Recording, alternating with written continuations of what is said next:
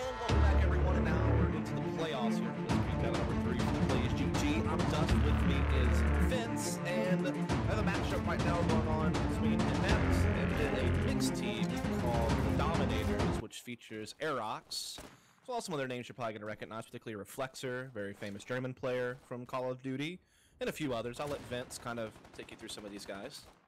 Yeah, so you got Mark as well, who I believe is tagged up as Cruncher. I could be wrong on that, but I'm pretty sure that's Mark. He good UK player, so I mean, as you say, we've got Reflexer, Aerox as well, who of course you'd have previously seen in the Bang. And then I don't think he played for them last week. I believe that he was already out of them by that point, but decent gun. I know he also stood in for Article 51 during that show match between Blitzkrieg Battle 1 and 2, so we've seen him a few times. Yeah, solid player, and yeah, I think that honestly this Dominatorz team could go a pretty long way. I'm going to be honest, I don't know much about Inept, so I can't really tell you anything about those guys. Same. We are in the same boat there, so do apologize for that. We'll be learning these players a lot better as we get to kind of watch these teams more and more throughout these weekend tournaments. Got some people in the chat. Supreme here from Albino Cats in chat. Lex from the NA scene in chat. Appreciate you guys tuning in as well. Froster from Penta. Supreme, why is your team not in this tournament, bruh? We need some assy ass. That's a good question. That is a very good question. Need some assy ass. I keep thinking he's saying ass to ass, I'm not gonna lie. We need some ass to ass, like, come on. Just thinking of human centipede and it's making me so messed up in there. Anyway, we also had Brammer in chat a little bit earlier, Vince, and cool. We obviously already kind of have some insider information, so to speak, on what's to come, but he actually publicly said in chat that Tuesday, so just in a few days, they will be making the announcement of what the first LAN will be, when and where, the prize pool, all the deets apparently are coming out on Tuesday. So, sick. There you go.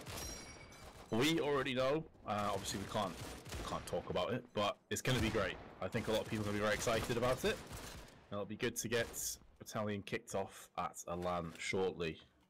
So yeah, it's going to be good news. On Tuesday, did you say? Yeah, apparently it gets announced publicly on Tuesday. Nice. But just because we know about it doesn't mean it's like guaranteed we're involved with it. We'd like to be involved, and we'll see what happens. But I just want to let you know that all the details will be coming out on Tuesday, which is great. I think that could be one of the other things that can really spark more interest in this game, is the fact that people will now see that there's a LAN scene for it developing. And from what I understand from speaking with Joe Brammer, the first LAN is being announced on Tuesday, and that is a done deal. It's definitely happening. From what I understand, there's at least a few more LANs planned to happen this year. They just haven't been finalized yet. And so hopefully you'll be seeing several offline tournaments before the year is done for Battalion. And hopefully we'll keep seeing more and more online tournaments grow as well. You know, we've already had a lot of grassroots efforts here with Blitzkrieg Battle. We've also had some other NA and EU tournaments going on with like Fast Frags and Wise Frag, and it's been cool to kind of see, you know, this game already be competed in, just seeing it develop over time, and it's only going to get better. Also, I know a lot of people have been talking about how spec mode needs a little bit of a facelift, and we've been in contact with Howard from the dev team from Battalion to work on some different things for spec. We've already made some changes to spec with like the X-ray colors matching up with the team sides a lot better, and there's future things coming with like the player bars and the map and all kinds of stuff. So just so you're aware, they're definitely working on spec mode, but obviously trying to get the core game where it needs to be is a little bit taking priority over spec mode, so to speak. Yeah, absolutely. I mean, it's important to mention that it's still an early access game, and things are going to change and be improved over a period of time. And spectator client is definitely one thing that we know is on their list of stuff to do. And as you say, they have, to be fair, already changed a few things, which I think are definitely going to make things easier. Like the outlines to X-ray, also you can see now a bit more clearly, I feel, on the radar who has the bomb when spectating. And some of the overlay issues have already been fixed, so we're not having those 5v3s anymore that we had in the first cup, and I think we may have had some of those issues in the last one as well, but I haven't had them just yet myself. So Supreme said that Assy Ass couldn't play in this tournament because Toxia had a birthday to attend. Meanwhile, Toxia's in chat, of course. I could have been later or earlier today, to be fair. I'm messing with it. Scumbag Dust. I know, I'm out here. There's people in chat were saying that Inept are some like upcoming youngsters, which is good because I know a lot of the college veterans that are playing this game are getting into probably their like mid to late 20s, I'd imagine. So, yep. And they all have like kind of full-time career commitments. They've kind of moved on in life, away from esports in a lot of ways. Some of them are still like competing in like PUBG and stuff like that, actually. And some are trying to come back for this game as well, which is great. But having that new blood injected is definitely always good as well. Yeah, which see a lot of that going on in the NA scene in particular. Which also explains why I don't know these guys, because 5-6 years ago they probably weren't around, or at least not to the kind of level that the likes of Mark were. Aerox was kind of known as well back in COD 4, but it should be a good one. I'm really curious to see what these guys have to bring to the table. We are just waiting for one of the Dominator's players to connect. I assume that's Kozio we're waiting for. Does seem to be that way. Also gotta respect some of the avatars here for Inept. Nice little turtle. He's kind of cute. I'm trying to figure out what the other ones are. Yeah, I'm not sure. The one looks like Conor McGregor. Yeah, for sure.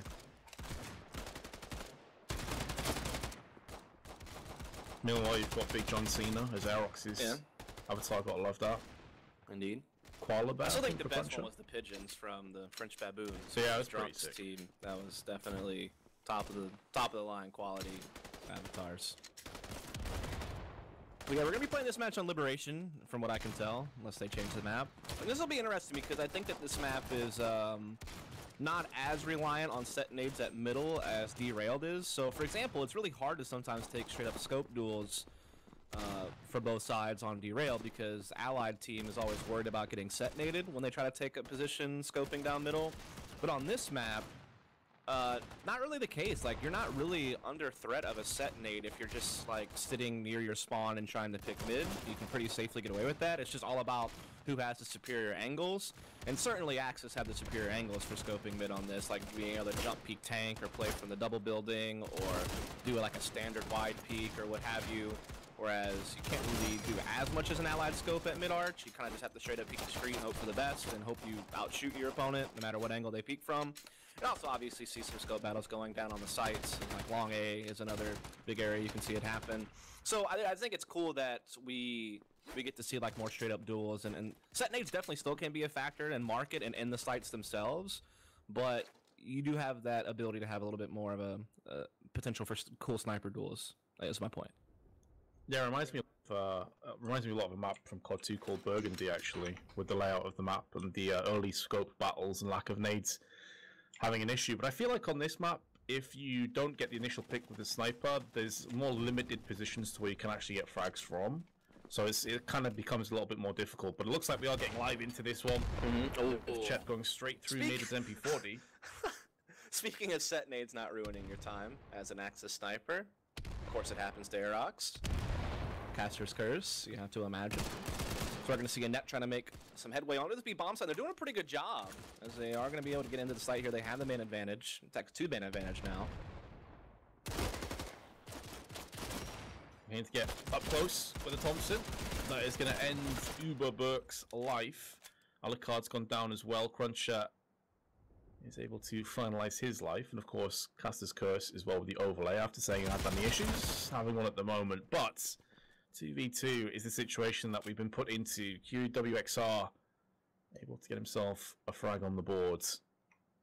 Some of these names on the net, by the way, I'm going to have a struggle pronouncing. Yes, I am as well.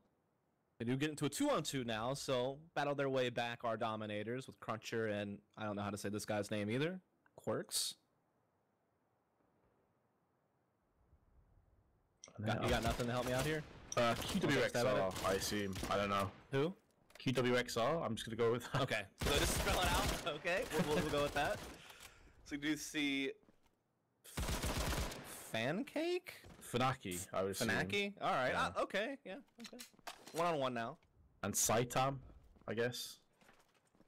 Yeah. Saitam, the last player left, planting on A. It's also be 5 seconds. math. Something, if you read it backwards. Mateus, it could be Mateus, yeah. Ooh, there we go, Backwards. got it. Let's go with that. He's got the kill anyway. Well, not him. My overlay's bugged. It was Funaki that got the kill. Oh my god. The first round went to Inept. Let's just agree on that. Yeah, we can all agree that it came down to a 1v1 and Inept were the victors. We nailed that. Got it. Couldn't really mess that one up. Smashed it, mate. So we're gonna go with Matthias and Funaki, right? And so we're going, and then Alucard, Uberberg. All right, that's what I'm going with. Anyway, we are going to see Inept looking to push into market, get a little bit of mid-control here, a little bit of a default, I guess you could say, as Vortex was keeping his eyes over at B, but now there's really no focus on B from Inept. They're trying to attack into this mid-main street, but Reflexor able to draw first blood, but it's quickly traded. Uberberg has a pretty solid angle as well on the A site. It's going to be hard to get rid of him with the Thompson. But Aerox peering around on triple building, which is a really important building to control if you want to go onto the A site. It allows you a lot more angles to push onto the site with, and a lot more higher dominance when it comes to onto the site itself. Chet has spotted himself a player. I'm not sure who Kozjay is then. Is Chet Kozjay? I don't even know, mate. This is why you tag up your actual names, boys. Aerox gets a kill anyway. 4-on-2. Looking good for the Axis. And Funaki's able to get himself around the back with the carbine, but can't really see anything. He's currently 3-0 after being the clutch master and the hero of the first round. Not much time to play with though here, Dust. No, not at all. 2v4 as well, so certainly down for the count. Vortex trying to push up mid-street, see what he can do, but Chet's definitely watching this. As he comes around the tank, he could be in for a bad time, and that is going to be the case thanks to Chet. So now it's all on Funaki, who will actually get into the A-bomb site, or at least I thought he was going to. The scope of Aerox, able to catch him before he's able to get there and play it, so that evens it back up to 1-all. So it's kind of a case of Inept trying to take some fights towards market and mid and try to open up something at A, but some good aggression from the defensive side, kind of put it to a screeching halt, got an early advantage, and never really let it go. As we now go into round number 3, all even. Sure do. That was a pretty open-close case for the Axis. Fairly standard and simple in the end. Going to fill them with confidence. QWXR going to be lining up a nade to land just into the wooden house. It's a pretty sick nade, actually. You can definitely have to rip that one right out. But no one was actually home anyway, so it didn't make much of a difference. And now Inept are making moves up through B long and wooden house to see if they can get themselves a pick, and they've done just that to Aerox. QWXR has to back away from the windows of upper, otherwise he will be a dead man. There's so much smoke on the site as well. They can't actually see Inept as they push onto the site, but they're not able to get the plant down either, are the allies. The nades are still raining in. Speaking of which, Uberberg catches one in his pocket, and Reflexor will claim the kill. This is a great little late mid-push from Funaki as well to start cutting off some of these rotations that we're trying to retake, as he could be finding himself another one here onto Chet towards the market, but the STG of Chet rings true, and Cruncher also chimes in, so they've got it back into an even 2-on-2 retake situation. Mathis, though, putting a stop to Cruncher, leaving it all to Chet, who's so far doing a pretty decent job of it. Gets it back into a 1 versus 1 as he tries to jump into the site, but that shotgun a little bit too strong up close, and Inept. Well, there's still kind of a well-coordinated B execute, I feel. Like you said, a lot of smoke on the side, a lot of good coverage. And the one thing that was kind of the problem was the fact that like Aerox and Reflexor were pushed up by tank at mid, so they had pretty quick rotation, but they were able to limit like Aerox and Cruncher Aerox and Reflexor from really doing much. Did come down to a 2-on-2 in the end, but still well done from Inept all across the board. Yeah, especially as they got swept aside in the last round, basically backhanded out of it. Aerox though with the opening pick. You saw him in the first round get plucked out by a nade in a similar position. And now he's going to turn his attention to B long. Alucard though is good for one, but he gets straight out almost instantly, and Uberberg picks up the pieces on the rest. The Axis now go down a player. Going to be 2 unless Aerox is careful. Shotgun not far off claiming his life. And with the bomb planted, it's down to the Axis to retake. Cruncher and Aerox, different angles. Cruncher going to be looking to stop any allies from rotating around through the backside towards spawn. And Aerox coming up the stairs. He's going to claim the first. The upper control is going to be very important, and suddenly it's just down to Vortex. A bar to play with, 20 seconds to try and erode away, corrode as much time as possible. They smoked B long, it's going to force him out into the open, and he's going to whiff his shot, allowing Aerox to pick it up and Cruncher to get the defuse. Solid retake at a 3-on-2. Yeah, really well done. I mean, that looked like Inept was going to take the round again. They just kind of brute forced their way through B. Saw Chet try to go for something aggressive on the main archway, got caught. It was looking really good for Inept at that point, but, you know, the retake from Cruncher and Aerox on point. Aerox rotating that scope around top B through spawn, able to catch one who got aggressive at top B. Cruncher also caught a pretty quick kill through the connector and, you know, got into a quick 2-on-1 and just played together perfectly in the end to make sure that bomb was going to get defused. So, really big round for Aerox. I think he had 3 kills on the round, at least. And so that does even it right back up to 2-2, so definitely a very scrappy beginning to this game, but now this time Vortex is going to be the one getting the opening pick with that scope. Does take down... I don't know who he took down because my player bar's bugged, so... Yep. I think it may have been Chet's. I think so, yeah. Yeah, Chet's the only player standing the that's a good little angle from Aerox, though. Gets Vortex back off the wall. Been all about the snipers thus far. Vortex and Aerox with the 2 kills alongside them. Alucard's going to take that statistic and flush it down the toilet, though, as his Garand will connect in the head. And now Aerox is very much... Oh, I was going to say vulnerable, but I wasn't expecting a beautiful one-tap like that. Just one bullet needed back of Aerox's head, and the allies will take the player advantage again. That's a hell of a shot by Alucard. That was really well done. Now it's just Cruncher and QWRX left, one in each site, basically, so definitely well split up. So Inept can certainly kind of gather up and have an advantage still. Of course, tries to rotate through middle, caught by Alucard. Now it's all on Cruncher, who's kind of just hiding in A. He lets them walk by, and now he's going to pounce, gets 2 quick kills, gets it into a 1 versus 1, and the patient play may pay off, but he's got to clutch this out. I am stealing that position, but is he going to be able to get the clutch now? The 2 kills is solid, 20 seconds left. He's pieced out to mid. Alucard, in the meanwhile, has just got to go for the full plant. Can't refuse to fake this. He knows he may not get a second chance. Bomb planted. Only 3 bullets left in his Garand magazine as well. He dare not fire them out because it'll give his position away. And it's not going to count. Cruncher comes through with the clutch. That position was disgusting, by the way. Just perched up behind the door, prone. Able to get the frags, and that's definitely going to be a spot they check in the future. Oh, yeah. I mean, it was a 1 versus 3 for Cruncher. Basically, the world against him. And like you said, though, just stays hidden here, prone, chilling out. He even showed you it again there at the end, what he was doing, just to give you a little bit of a recap. And pounces at the perfect time to win that. And then does well in the 1v1. They kind of reposition, do the long con. Yeah, sure, I'll concede the bomb plant, no big deal. Doesn't really do you much good. Allows him to get into a superior position in the 1v1. And so that does give that 1-round advantage here to the side of the Dominators. And that look like they want to go back to their B play. That's been kind of their bread and butter. It's where they've had their most success finding openings. This time, though, a set nade will slow them down. And look at how fast Aerox is flanking through market right now. This could be a real problem for Inept. He sure will. He's already claimed himself a kill. Onto the spawn side of mid. Vortex answers back onto Chet. But Axis maintain a player advantage and are starting to move their way onto the site. Cruncher in triple building doesn't really need to move from here. It gives him the ability to rotate quickly through mid, but also hold A simultaneously. And with that, Aerox is going to feel freed up to just go into the arch, the second arch, and peer through with the MP40. Vortex isolated from the rest of his team. Uberberg is coming up, but if he doesn't check this angle, he effectively will be a dead man. There's no reason for Aerox to move at this point. Axis have a fantastic hold of the map. Yeah, they really do. They've taken so much map away from Inept, and they have great positioning. They have the advantage as well, thanks to early picks. And Aerox could be looking for more. Does get caught, though. Uberberg was just kind of holding the angle. He's got it back into a 3-on-3, and they have the B-bomb site now, though QWRX is up top. He could get pushed here in just a second by Vortex. This could get nasty, but he wins the fight anyway. Gets it back into a 3-on-2. And Uberberg's alone and pushed straight through the smoke, feeling pressured, realizing faking the bomb would have done nothing for him. And 4-2 in favor of the Dominators. It was looking like when Aerox died in the archway, I was kind of grimacing because I thought, okay, this now is Inept's chance to get back into the round. But yeah, well, I did feel like he did overextend just a little bit there.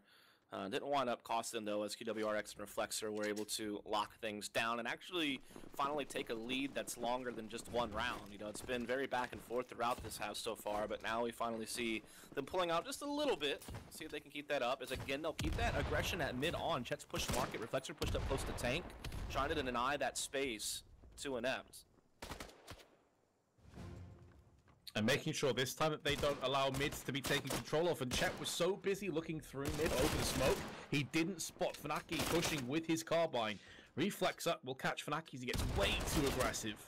Tries to finish off the tagged up player of mids, but Crunch has gone down on A. Vortex will claim himself a frag. Reflexer and QWRX. Last 2 axes remaining. Triple building has been taken once again by the allies, but that's a solid kill by Reflexer, who's by himself. Will add a second notch to the belt, but there will be no thirds. A solid round by the allies as they bounce back into winning ways. Yeah, it feels like there's kind of a couple of things that happened there. For one, it felt like Inept was finally able to handle the aggression of Dominators, like just kind of sitting back, letting them push, grabbing the kills. And secondly, even though some of the other players have been successful in their aggression over on Dominators, particularly like Aerox had a really big round, one round with the flank through market, Chet's been caught almost every single time he's tried to do something aggressive this game. Like, I've been kind of keeping an eye on his early motion, and he's 3 and 6 right now on the scoreboard, and he just keeps getting caught. He's tried to be aggressive B, he's tried to push mid, and he's been kind of busted several times. But in this round, it's Inept down a man, but they do get into B.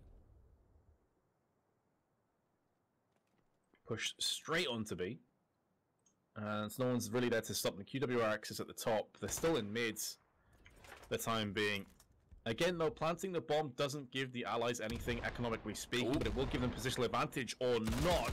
2 nades rain down onto the site, stopping the plant from happening in the first place. And these kind of retakes really do work if you have plenty of nades to play with. You're going to see them just stagger those nades onto the site. Now there's only 2 players remaining for the allies. At this point, if they go for the plant, there's so many angles they have to watch out for. Only 2 sets of eyes to look at. So, I mean, you can't see how the Axis really lose any players from this point.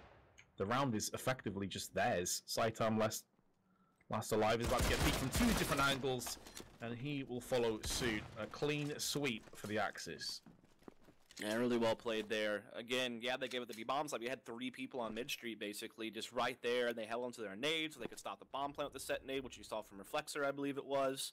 And then at that point, Inept, they're down a couple of players, and they're just stuck in B because they're in the site, they're contained, they can't push top, there's players waiting for them there. They can't even fall back, so I think Chet actually pushed through middle and flanked behind them, so they're just trapped at that point, and, you know, at a huge disadvantage, and becomes a little bit too much as another round does go the way of the Dominators. As again, Reflexer has constantly been pushing this tank position. He's been very successful from here. Do it again. Chet, in the meantime, pushes triple house as well. So, again, the aggression towards middle. A lot of emphasis being put here by Dominators this whole game, and they've been usually successful with it. 2 kills going to get traded, make it a 3rd, but it's going to go the way of Inept. Just Saitam has fallen. And in doing so, Aerox is forced into a position that he may not be comfortable with. Cruncher has came through the kill into Alucard though, so now Aerox's position doesn't need to be given away. And with a sniper rifle at this kind of a range, if he spots a pixel, he will execute onto it. I'm being honest to him though, Uberberg is just to his right hand side, and it's not a natural angle to watch out for, so Aerox may not check this.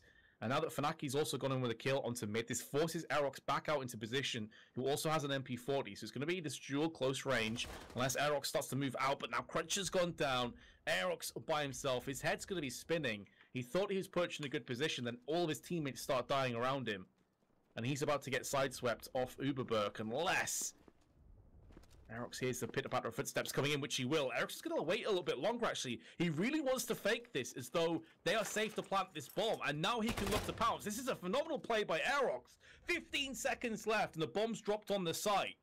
He didn't snatch at that kill. He's playing the longer haul. Now, he may very well still come out second best in this round, as there's only a few seconds of play where the bomb will get planted, but he comes around the corner spraying, will take down Funaki, and a 3rd! A beautiful clutch by Aerox! And a round that Inept should never be losing. But it's going to be 6-3. Oh my god. Bomb defused. Apparently I missed something epic. I'm sorry. I didn't get to catch what happened. Sorry. You get a crush?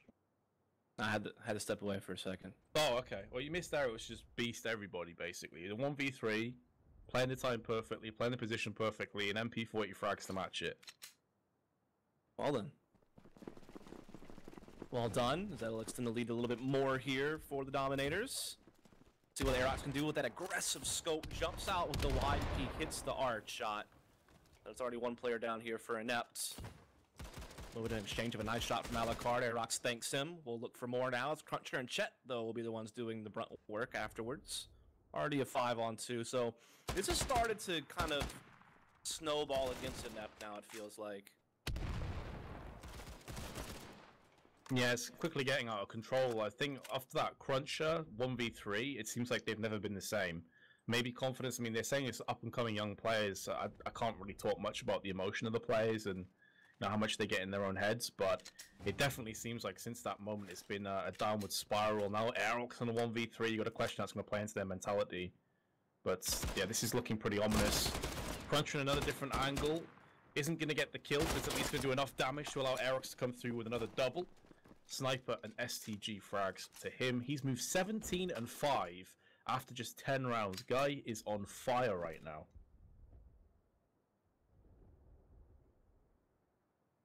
Yeah, like we said, it seems to be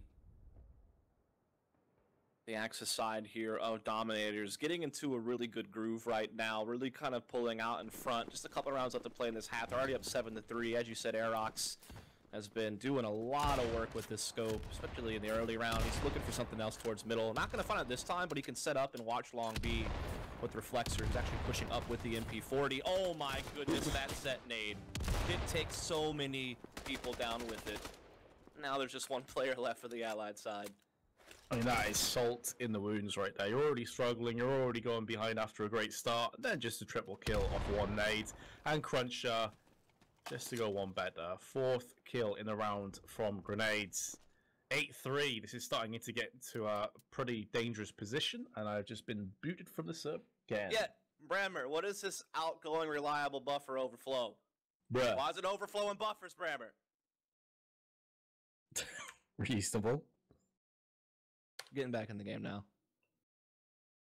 That's a new one, though. We never had that before. Like the first 2 Blitzkrieg battles, we haven't. So that must have been something that recently got updated that's causing that to happen for us. And for some reason, it only affects specs because like the players never leave the server or anything like that, which is good because that would be really bad if everyone was crashing from the server.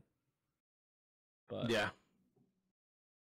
Obviously sucks from a viewer's perspective, though, because we have to reconnect back in again. And it looks like we've joined back in to see the Allies concede the first kill with Vortex going down to the hands of the Axis. So it's looking like we could be on board for a 9-3 half, which, considering how close this started us, that's going to be a brutal yeah, score. It was 1-1, 2-2.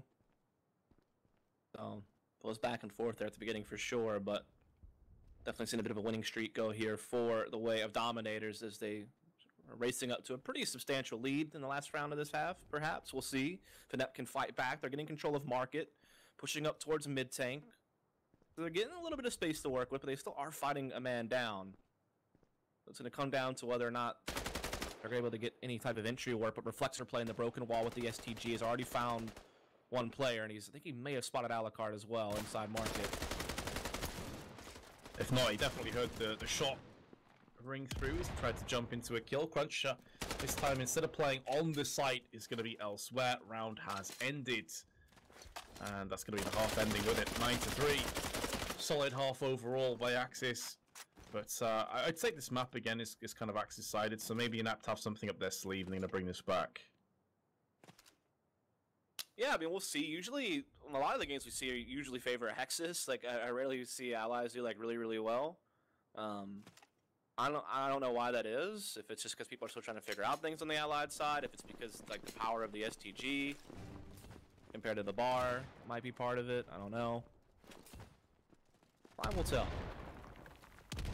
We're going to get live here in the first round of the second half. Looks like we're going to see the Dominatorz look to do some type of push on B. Uberberg is going to be getting aggressive that long to see if he can maybe put a stop to it, perhaps. Reflexor chilling in the wooden building. He's going to get taken down by Vortex on upper. He's having none of this. Chet now is the next player up to the table. And we'll be moving around. The upper has been smoked out at this point. It's another 1-4 trade. Eric's going to be taken out. Alucard with another. So a solid start for Inept on their Axis side. Now Chet's going to look to switch up the pace with some hyper-aggression into the face of Barrels, but he gets plucked out from behind by Fanaki's shotgun. And, well, there we have it. Just what the doctor ordered for Inept. First round on the board. It was just full carbines, though, I believe. So they haven't lost any cards as a result of that. Yeah, it's actually a tactic I've seen some teams doing, like really heavy carbine opening rounds. It's something that I've kind of learned from talking to players. It's something they like to do because essentially, if you go in with a bunch of carbines, you lose nothing if you lose the round. You give no cards to your opponent. Meanwhile, you could steal away like 5 cards and cost none of your own to get them, and you can put yourself really far ahead in the card economy early by doing a play like that if it works. So definitely something to kind of think about. Plus, it gives you so much utility to play with, right? You have 5 nades, 5 smokes to utilize. So, it'll be definitely a part of it. Aerox is going straight in. Will get knifed. Just shanked away by Alucard, who's going to get plucked out by QWRX and his carbine. So, the trade is going to go in favor of the allies. It's just got a whole lot better. It's all down to Saitam, and he's got 1, but I mean, surely that's it. And just after winning that first round in pretty solid fashion, the Axis are knocked back down to earth.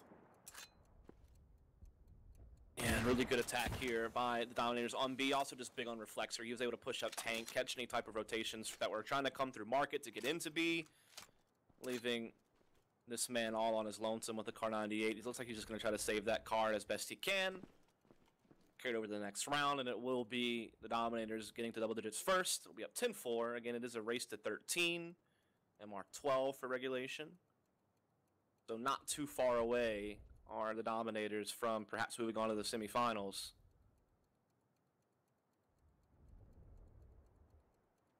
The expendable weapons, they can afford to charge straight at Saitam at this point. Crunch is going looking. As will Chet. That's a Goran knockdown, though, on a rifle card that will be picked up for the Axis. That's not a bad take out of it, considering it was a 1-on-3 and probably no hope for the clutch. But it's more the overall round that's going to be the issue here, thus. They are far and away behind the Allies. A huge deficit has opened up.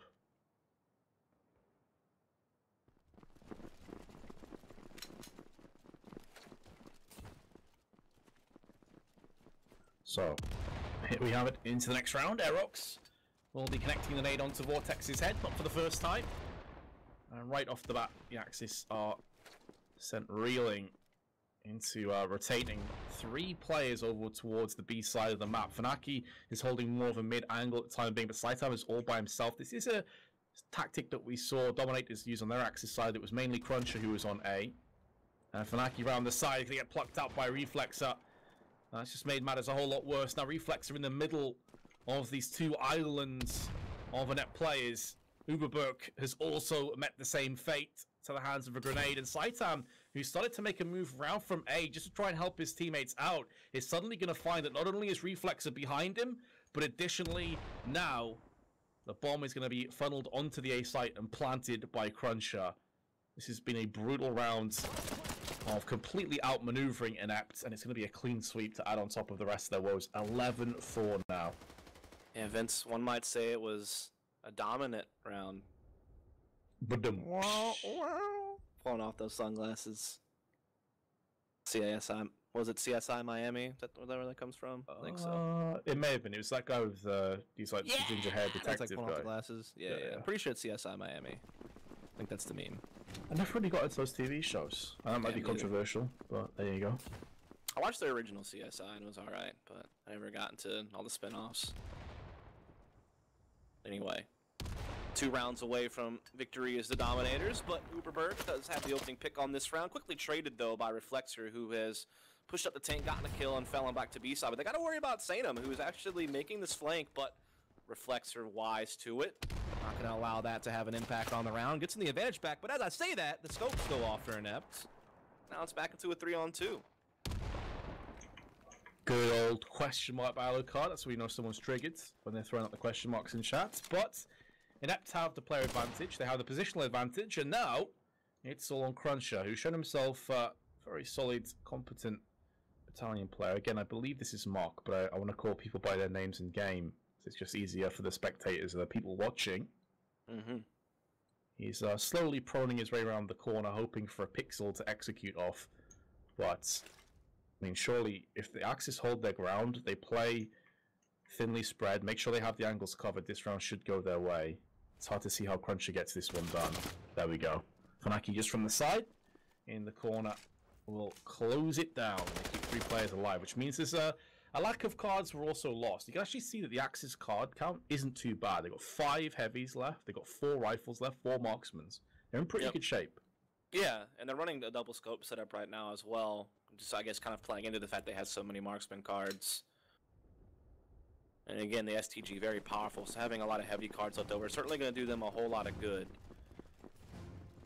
We'll see what Dominatorz can do. Again, they're just 2 rounds away from locking this one up, but Inept's trying to see if they can fight back and get into this one. They are still well behind, though. Reflexor will be posted up on the corner, making sure there's no aggression going on in the market. In the meantime, Aerox has been taken out.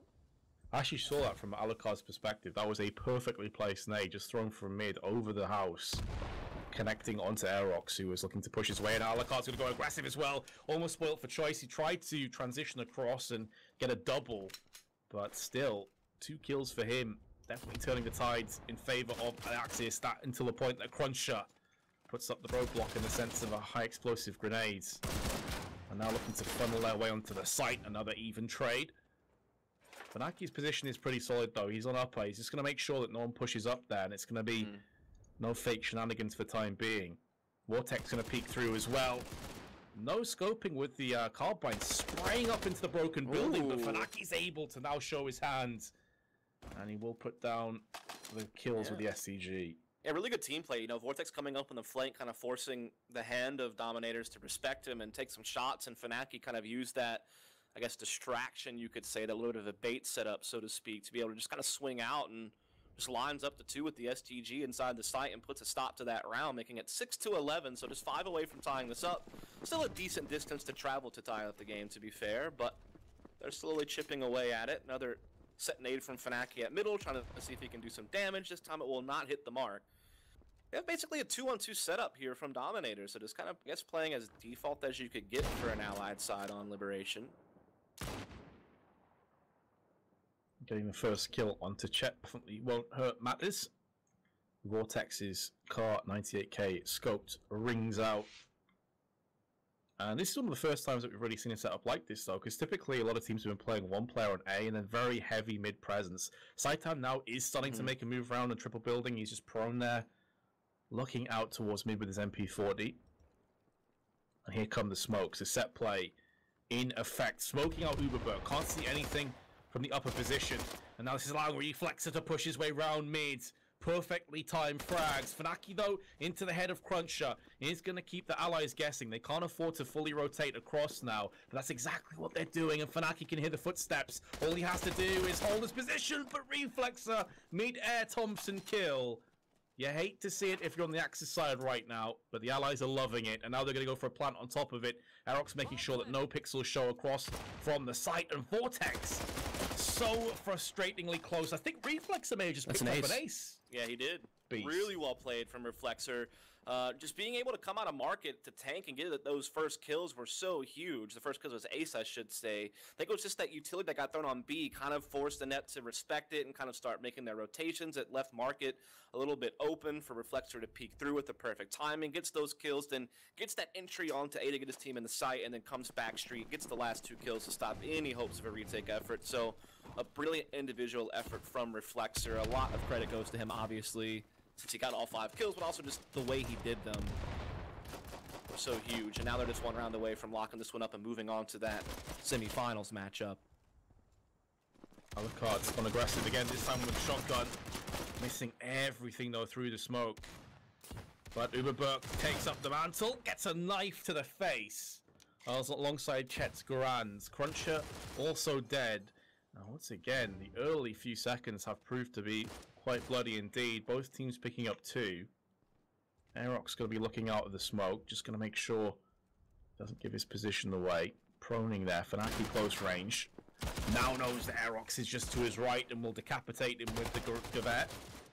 Spray from Chet with his Garand. We'll see Saitan bite the dust, and now the plant could start to be put into place, but they're going to tickle it instead, try and draw out the remaining grenades that may be in the hands of both Fnatic and his teammate, but Chet's gone down. Going to look to try and force the aggression with the carbine. This is allowing Vortex to get into position though. Onto upper. He should be finishing this off, but he's whiffed it. And that's going to cost his team the map as they get knocked out. That really should have been going the way of Inept that round though. Oh man. Yeah, you're absolutely right. That player up top should have definitely been getting that trade on to QWRX, who had to kind of push that scope that was flanking behind him.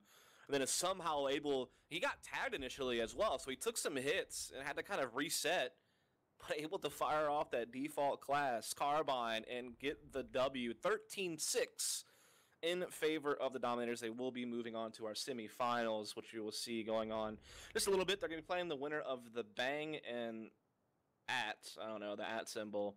We had Ain't It That Good beating 8D, the Finnish mixed team, so that's pretty good. ATG making it onto the semifinals as well, waiting to play another matchup to see who's going to be joining them on that end of the bracket.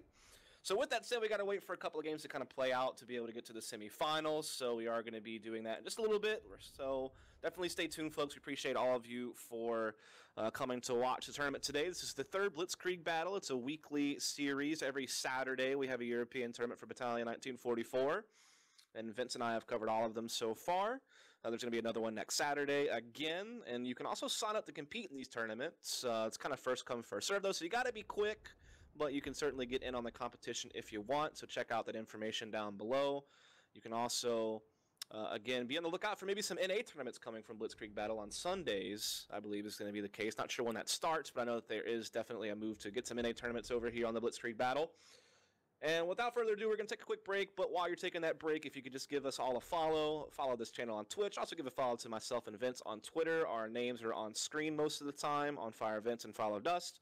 Also hit !casters and chat, I think, and it'll bring links to our Twitters if that makes it easier for you. Appreciate all your support. We'll see you in just a little bit for the semifinals.